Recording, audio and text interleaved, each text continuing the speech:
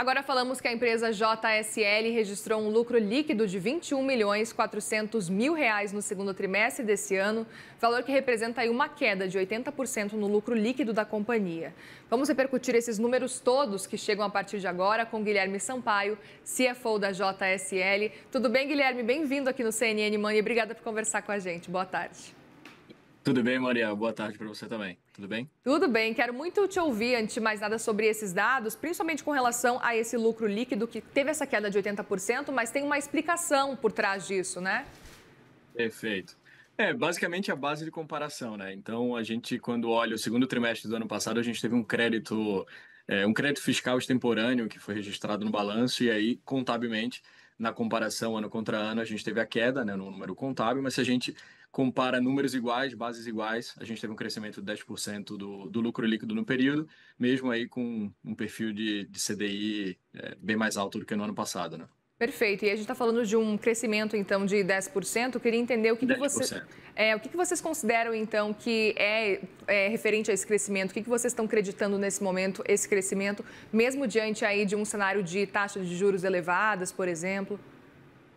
Perfeito. Quando você pega as margens operacionais da companhia, né? Então, vamos lá, vamos começar de cima para baixo. A receita cresceu 13%, as margens operacionais subiram 2,4 pontos percentuais, né? Então, a gente estava falando aí de 21,6% de margem EBITDA. E, obviamente, esse tamanho da companhia, ele reflete no tamanho do lucro líquido. Então, mesmo com a pressão da despesa financeira, a companhia, em bases iguais, consegue entregar crescimento do lucro líquido. Então, a gente está falando aqui basicamente de uma disciplina muito grande, né, na gestão dos nossos contratos. Então, a companhia é composta por uma gama de contratos de longo prazo com os nossos clientes, né? A gente é um operador logístico que faz de transporte, armazenagem, movimentações em toda a cadeia logística. Então, assim, é um foco uma disciplina muito grande em atender cada contrato, em acompanhar cada contrato e assegurar que esses contratos se mantêm no trilho ao longo do tempo. E aí, obviamente, a gente vê o reflexo disso na evolução das margens operacionais, que é o que está no resultado que a gente divulgou. E olhando para esses resultados, a gente percebe que justamente foi o volume dos contratos firmados nesse segundo trimestre que auxiliou nesse resultado que a gente está vendo nesse momento. Queria que você citasse alguns desses movimentos que foram feitos. Perfeito. Esse é um número que ainda vai ajudar o futuro, né? Na verdade, a gente assinou 1,5 bilhão de novos contratos com nossos clientes, 90% disso na nossa própria base de clientes. Então, esse é um volume de contratos novos que ainda não faz parte da receita da companhia e que vai ajudar o crescimento futuro da JSL. Esse ano, então, primeiro TRI a gente divulgou 1,8, segundo TRI 1,5. Então, esses 3,3 bilhões aí começam a fazer parte dos resultados da companhia para frente e, sem dúvida nenhuma, mantém aí o ritmo de crescimento que a gente tem entregue de 15% nos últimos anos, né? Um CAGR aí de 15% nos anos. Eu queria até entender quais foram os segmentos, quais foram os contratos que mais contribuíram para essa margem positiva. Vamos lá. Então, a gente está falando quando a gente olha um ano contra o outro, a gente está Tá. falando o e-commerce foi foi o segmento que mais cresceu, que mais aumentou a representatividade na nossa receita. A gente cresceu 40% em 2024 contra 25%. Depois a gente está falando de alimentos e bebidas, automotivo e papel e celulose, que foram os principais setores que a gente teve aumento de volume comparando o segundo TRI de 24 com o segundo TRI de 25. Perfeito. E aí queria entender um pouco mais sobre a possibilidade aí de impactos com relação às tarifas de Donald Trump. A gente está falando que para alguns produtos chegam aí a 50%, para outros que tiveram isenção aí mais 700 produtos, a gente está falando de tarifa de em torno de 10%. Queria entender se de certa forma vocês devem ser impactados olhando para o futuro, né? Porque as tarifas começaram a valer efetivamente agora, nesse segundo trimestre não pegou. Queria entender como é que vocês estão se movimentando quanto a isso e como é que vocês estão enxergando agora. Boa pergunta.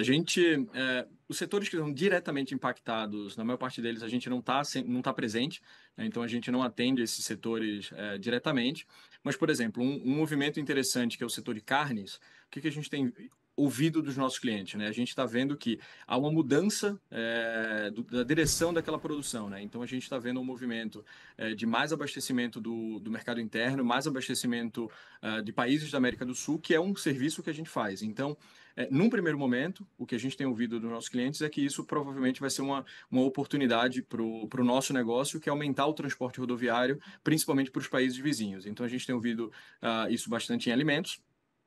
E aí, obviamente, a gente precisa entender e acompanhar de perto, junto com os nossos clientes, os outros setores que foram impactados, mas de uma forma bem mais leve, se vai ter alguma mudança de fluxo para o mercado interno ou para o direcionamento para outros mercados. Portanto, carne, por exemplo, que já que vocês atuam nesse segmento de alimentos e carne está incluída, nesse caso, e levando em consideração que a carne está sendo taxada já com 50%, o foco de Exato. vocês nesse momento é tentar fazer esse transporte rodoviário mesmo, por terra, ao invés de fazer esse movimento de, por exemplo, levar lá para longe, para Estados Unidos. Perfeito, é isso aí. Tá. Até porque a gente está falando de uma taxação de 50% e é um cenário que fica proibitivo realmente fazer esse movimento. Vocês têm pensado nesse cenário de diversificação nesse momento? Porque vocês já trabalham e atuam dessa forma diversa realmente em vários segmentos, né? Hoje a gente atua em mais de 20 setores de economia diretamente, então a gente transporta do papel, né, da madeira, a celulose, a carne, todos os tipos de bebidas, automotivo e tal. Então a gente tem mais de 20 setores de economia, então a gente sente, obviamente, alguns movimentos, mas, de novo, olhando para volumetria, a gente entende que tem uma volumetria importante para ser executada agora no segundo semestre. A economia real ela está andando, né? A gente está vendo ainda muito movimento na economia. Essa questão do tarifaço, ela basicamente, eu acho que ela muda os fluxos. Mas olhando para o nosso negócio, que é muito diverso do ponto de vista de setores, a gente pode ver alterações, né, em um lugar ou outro, mas no fim das contas a gente está imaginando que isso vai ser um impacto positivo para o negócio da JCL agora nos próximos meses. Vocês têm pensado em algum cenário, talvez, de alavancas de redução de custo, algum movimento já pensando nessa possibilidade, levando em consideração a instabilidade do momento? Acho que assim, a gente tem um desafio, né, como todas as empresas brasileiras, que é o patamar do CDI elevado. Então, a gente até anunciou hoje no Call de Resultados um programa chamado Escala JSL, que é basicamente a gente tomar todo o benefício da escala, né, da companhia. Então, a gente cresceu maior companhia do setor, né? A gente cresceu bastante aí nos últimos anos. Então agora a gente tem anunciado que é um ano de olhar para dentro de casa, fazer mais com menos. Então a gente anunciou um programa, a gente organizou isso dentro de casa para trazer muita tecnologia, muita digitalização, centralização de processos, muita busca por sinergia operacional entre as empresas que compõem o universo da JSL. Então a gente vai buscar isso e trazer isso para o mercado, obviamente, como foco de contribuição, né? Como redução de custo, a busca pela redução de custo, pela eficiência operacional e aí, consequentemente, fazer frente aí ao desafio da taxa de juros que vai se manter elevada. A gente não tem nenhuma perspectiva de redução relevante nos próximos meses, né? Então, a gente tem que fazer a nossa parte e estamos fazendo. Perfeito. Outro ponto com relação a, olhando para frente, aí para esse terceiro trimestre, vocês chegaram a lançar algum guidance? Tem alguma expectativa com relação a esse terceiro trimestre especificamente, levando em consideração impacto de tarifas, levando em consideração taxa de juros, porque a gente sabe que, pelo que a gente está acompanhando pelo Copom, a tendência é de que a gente tenha realmente uma taxa que se mantenha ao longo desse ano aí em 15%.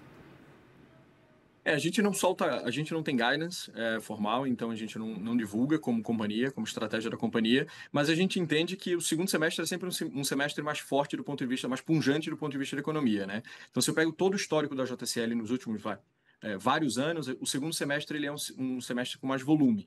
Então, a gente tem ouvido isso dos nossos clientes, então, em todos os setores que a gente atua, o feedback ainda, né, o forecast deles é positivo em relação ao semestre, então a gente basicamente reflete o que os nossos clientes estão falando para a gente, vai ser um semestre positivo. Tá? Muito bem. Então, mesmo para esse ano como um todo, então vocês têm esperado e estão na expectativa aí de trimestres e semestres positivos, apesar dos desafios. Sem dúvida.